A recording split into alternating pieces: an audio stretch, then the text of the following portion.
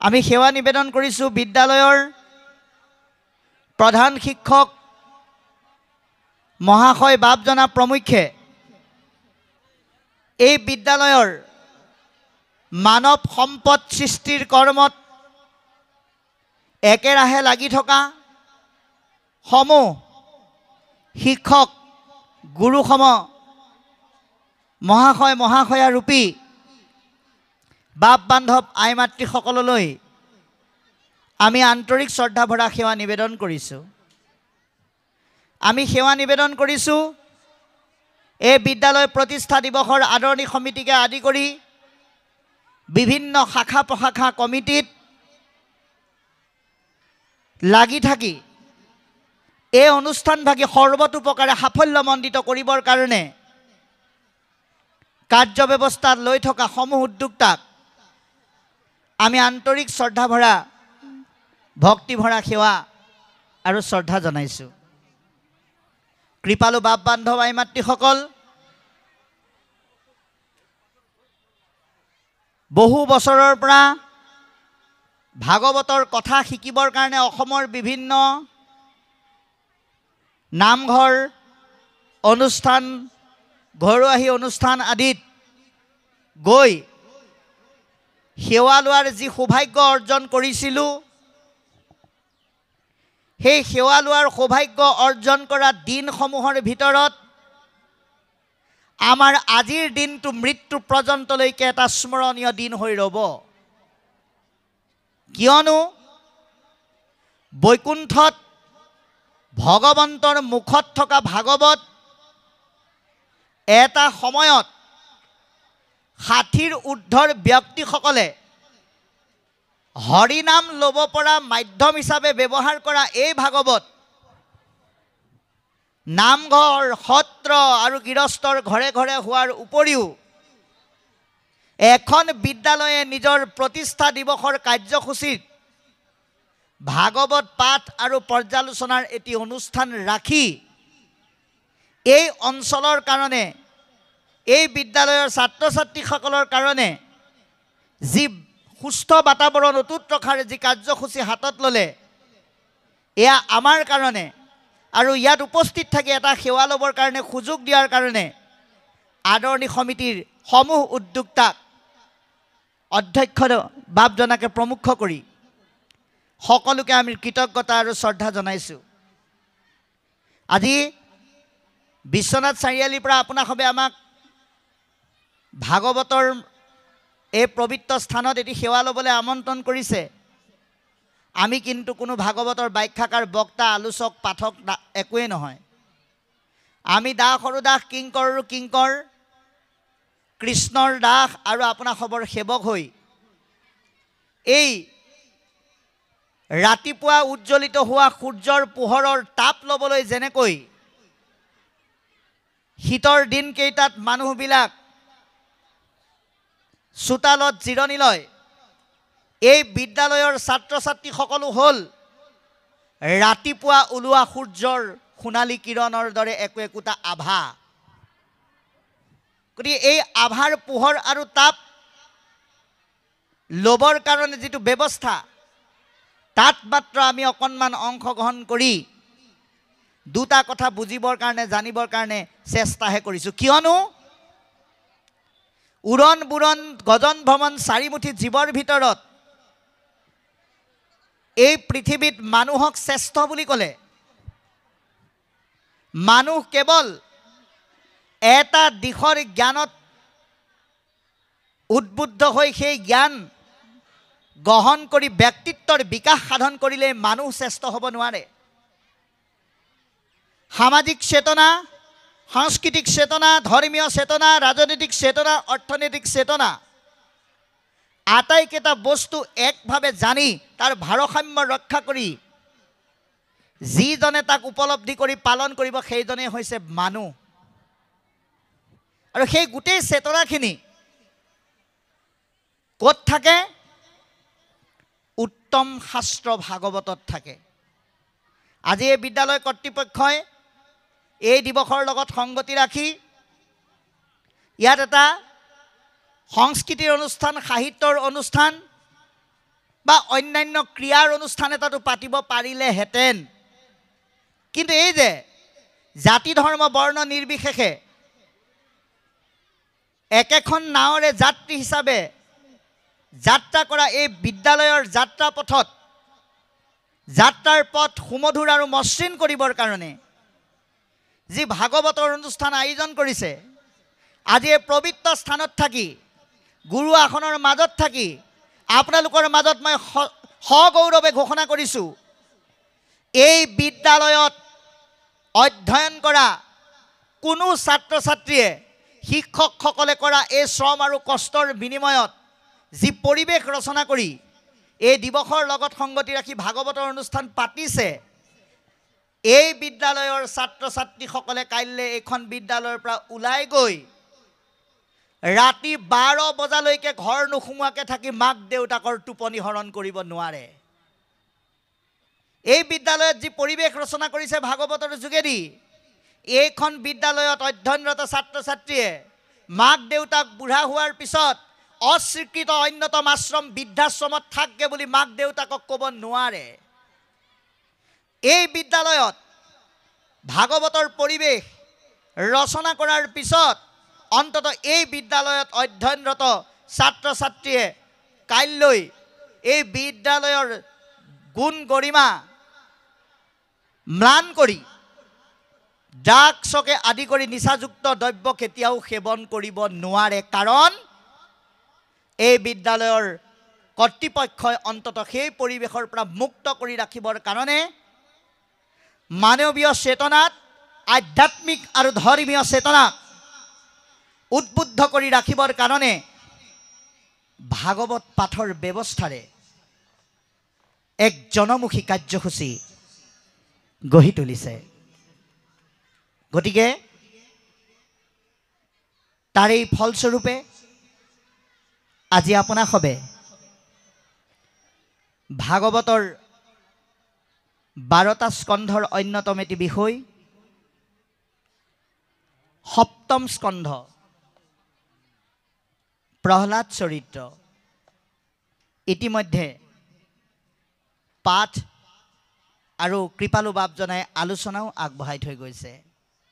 আমি প্ৰহ্লাদ চৰিত্ৰৰ বিষয়বস্তুলৈ সোমাই যাম, কিন্তু তাৰ আগতে আমি সকলোৰে জ্ঞাতাৰ্থে এজন ব্যক্তিক ভাগৱতৰ মাজত উল্লেখ থকা এজন ব্যক্তিৰ ব্যক্তিত্বক আমি যদি অকণমান স্মৰণ নকৰোঁ, তেতিয়াহ'লে এই ভাগৱতমুখী ৰস আলোকপাত কৰাটো কিন্তু আধৰুৱা হ'ব।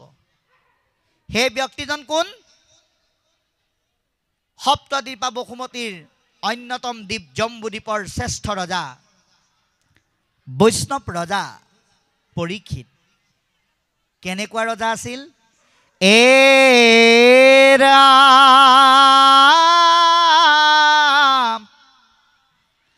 ভিত যেন খাতে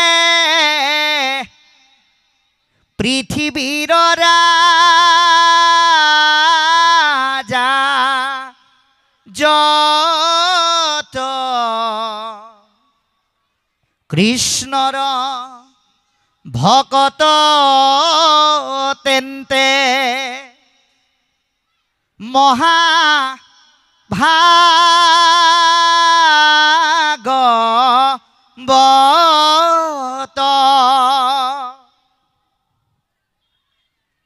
ভগৱন্তক সেৱা কৰা শ্ৰেষ্ঠ সেৱক, বৈষ্ণৱ জ্ঞানেৰে সমৃদ্ধ ব্যক্তিত্বৰ অধিকাৰী পৰীক্ষিত ৰজা। কিন্তু ভগৱন্তই এনেকুৱা এটা লীলা ৰচনা কৰিলে, আজি যদি এই কলিৰূপী অধৰ্ম মলিনতাখিনি যদি পৰীক্ষিত ৰজাৰ লগত সংযোগ কৰি নিদি অধৰ্মী ব্যক্তি এজনৰ মাজত যদি দিলেহেঁতেন, তেনেহ'লে আমি এনেকুৱা পৰিৱেশত ভাগৱত শুনিবৰ কাৰণে নিজৰ সময় অতিবাহিত কেতিয়াও নকৰিলোহেঁতেন। গতিকে বৈষ্ণৱ ৰজা পৰীক্ষিতৰ মাধ্যমেৰে কলিক প্ৰতিফলন ঘটাই তাৰ যোগেদি ভক্তিৰূপী নাম পোহৰ হৃদয়ত জাগ্ৰত কৰি আমাৰ সমস্ত মানৱ জাতিক ঘোষণা কৰি থৈ গুচি গ'ল যে কলিযুগত ভক্তি আৰু নাম অবিহনে কিন্তু গত্যন্তৰ নাই। যদি গংগা নদীৰ পাৰত বহল সমাজ পাতি মহামুনি শুকদেৱৰ যোগেদি 7 দিন ভাগৱত শুনি পৰীক্ষিত ৰজাই তৰি যাব পাৰে, তেনেহ'লে আজি এই বিদ্যালয়ৰ পৰিৱেশৰ মাজত অনুষ্ঠিত ভাগৱতৰ ৰস লোৱা এই পবিত্ৰ স্থানত আপোনালোকৰ দৰে মহাভকতৰ চৰণ সেৱা কৰি আমি তৰিব নোৱাৰিম কিয়? এই প্ৰশ্নবোধেৰে আমি যদি ভাগৱতৰ জ্যোতি, ভাগৱতৰ আভা আমি যদি ল'বলৈ যত্ন কৰোঁ, আমি নিশ্চিতভাৱে সফল হ'ম। আৰু তাৰ কাৰণে আমি এই পঞ্চম সপ্তম স্কন্ধত দিয়া এই বিষয়বস্তুখিনি পাঠ কৰা অনুসাৰে আলোকপাত কৰিব লাগিব। কিন্তু সাৱধান, এনেকৈ ভাবিলে নহ'ব বোলে ভাগৱত কেই বজাৰ পৰা আৰম্ভ হ'ল, বোলে 1 বজাৰ পৰা আৰম্ভ হ'ল, গগৈ বাপজনাই ক'লে, কোৱাৰ পিছত ঘড়ীটো চাই দেখিলোঁ বোলে 3:31 হ'ল, লগে লগে যদি গুণগুণাই দিওঁ ভাগৱত যি হৈছে যি নাই বেলেগ কথা, কিন্তু ও বেলি গ'ল গধূলি হ'ল, ঘৰলৈ যাবলে সময় হ'ল, এনেকৈ বুলি যদি আমি আধাতে গুচি যাওঁ, এই ভাগৱত ৰূপী নৌকাত কৰা যাত্ৰাটো কিন্তু আমাৰ আধৰুৱা হ'ব। সেইকাৰণে আমি যাতে যিকণ সময় হয় হাতো লেঠা কাটি কৰি আমি যাতে ইয়াৰ পৰা কিবা এটা লৈ যাব পাৰোঁ, প্ৰত্যেকে সেই চিন্তাৰে আগবাঢ়িব লাগিব। এতিয়া এনেকুৱা এখন গৃহস্থৰ ঘৰ আজি ভাগৱতে দেখুৱাইছে, যিখন ঘৰৰ মানুহ বা পৰিয়ালৰ লোকসকলৰ সম্পৰ্কে নাৰায়ণ দাস ঠাকুৰ এটাই এনেধৰণে কৈছে। কি বুলি কৈছে? প্ৰথমতে উপজিলে সৰু ভাইটি, মাজত উপজিলে কাকা, যেনে তেনে কৰি আই উপজিলে, শেষতহে উপজিলে বাবা। এনেকুৱা এখন ঘৰ, যিখন ঘৰত প্ৰথমতে বোলে ভায়েকৰ জন্ম, তাৰপিছত বোলে ককায়েকৰ জন্ম, তাৰপিছত মাকৰ জন্ম, তাৰপিছত বোলে বাপেকৰ জন্ম। এইটো সম্ভৱনে বাৰু? কিন্তু পাঠে আমাক সেইটোৱে ইংগিত কৰিছে, তাকে আমি চাব লাগিব তত্ত্বভাৱে। ভক্তিমুখী জ্ঞানসমূহ গৰ্ভতে নাৰদৰূপী সৎসংগৰ যোগেদি লাভ কৰিলে প্ৰহ্লাদে। তেওঁ লাভ কৰি বন্ধুসকলক, নিজৰ ইষ্টমিত্ৰ ভাতৃসকলক দিলে, আৰু ভগৱন্তৰ প্ৰত্যক্ষ হস্তক্ষেপত শেষত সেই জ্ঞানৰ দ্বাৰা তৰণৰ পথটো কোনে পালেগে? দেউতাকে পালেগে। অৰ্থাৎ মাতৃৰ পৰা ভূমিষ্ঠ হোৱাটোৱেই কিন্তু জন্ম নহয়। আমাৰ জন্ম জীৱনত দুবাৰ হয়, এটা হ'ল স্বাভাৱিক জন্ম, ভূমিষ্ঠ হোৱা, আনটো হ'ল গুৰুত আশ্ৰয় গ্ৰহণ কৰি ঈশ্বৰৰ জ্ঞানেৰে উদ্বুদ্ধ হৈ ঈশ্বৰৰ ভক্তিমুখী সফল জীৱন অতিবাহিত কৰাটোক কোৱা হৈছে এটা অন্যতম জন্ম। গতিকে সেই জন্মৰ ৰসসমূহ আমি আজি ভাগৱতৰ যোগেদি পাম। ইতিমধ্যে কৈছে ছবিৰ যোগেদি প্ৰহ্লাদ হৰিভক্তিৰ যিটো পথ, এই হৰিভক্তিৰ পথটোত তেওঁ নৈৰাশিক অৰ্থাৎ সাংসাৰিক তাপযুক্ত ব্যাধিয়ে ক্ৰিয়া কৰিব পৰা বাটটোত থকা কণ্টকময় পথৰ পৰা তেওঁ বহু আঁতৰি তেওঁ ভক্তিময় ৰাস্তালৈ ইমানেই আগবাঢ়ি গৈছে, জৰা আৰু উন্মাদ প্ৰায় বুলি কৈ গৈছে। এজন জৰা ৰোগীয়ে আৰু এজন মাতিব নোৱাৰা ব্যক্তিয়ে যেনেকৈ একো কৰিব নোৱাৰে, প্ৰহ্লাদো ঠিক তেনেধৰণে সমস্ত ভাৱনাত আত্মাকাৰ হৈ পৰিছে বুলি আমাক ইতিমধ্যে পদবন্ধে জনাইছে। দেহৰ বিকাৰ মুক্ত হৈ আত্মামুখী ভাৱনাত নিজকে একাত্ম কৰি তেওঁৰ চিন্তাসমূহক কাৰ্যলৈ ৰূপান্তৰিত কৰি লৈ গৈছে। দেহাত্মা বিবেকক কিন্তু বহু নিলগত থৈছে বুলি আমাক পদবন্ধে ইতিমধ্যে জানিবলৈ দিছে। ইয়াৰ পিছত পদে কি ক'বা আমি অকণমান শ্ৰৱণ কৰিম। এৰাম প্ৰেম ভৰে আতিশয় কোন বেলা কান্দে তয় ধাৰে নিৰ নেত্ৰ বহয়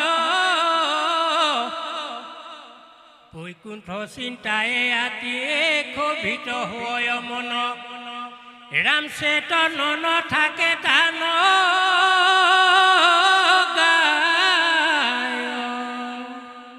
নৱম অধ্যায় দুলৰী প্ৰহ্লাদৰ কৃষ্ণ ভক্তি।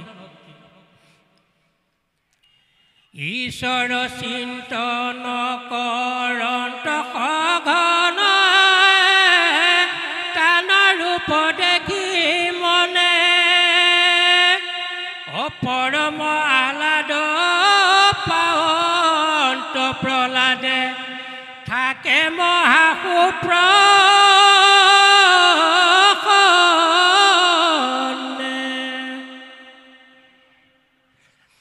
এৰাম কত সময়ত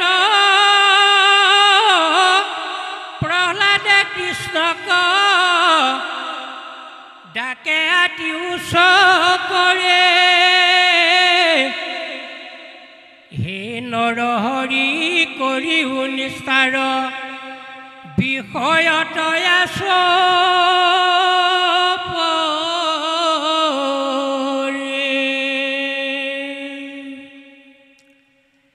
ৰাম কদাচি তুহাকি তোলা খল খলি মায়াক জিনিল বুলি কতো সময়ত আনন্দিত চিত্ত নাদায়াতি মহাব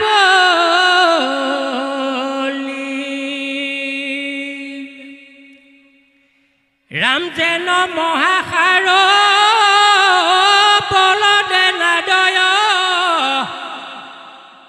সেইমতে নাদাবীৰ চিন্তা নাহি কয় দৈত্য মহাশয় ৰাম নিশ্চলয় আতি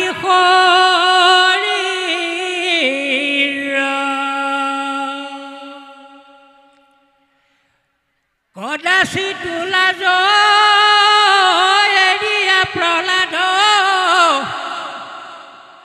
কণ্ঠক মেলি গায় হে কৃষ্ণ বাপ সংসাৰৰ তাপ মোক যেন নপায়।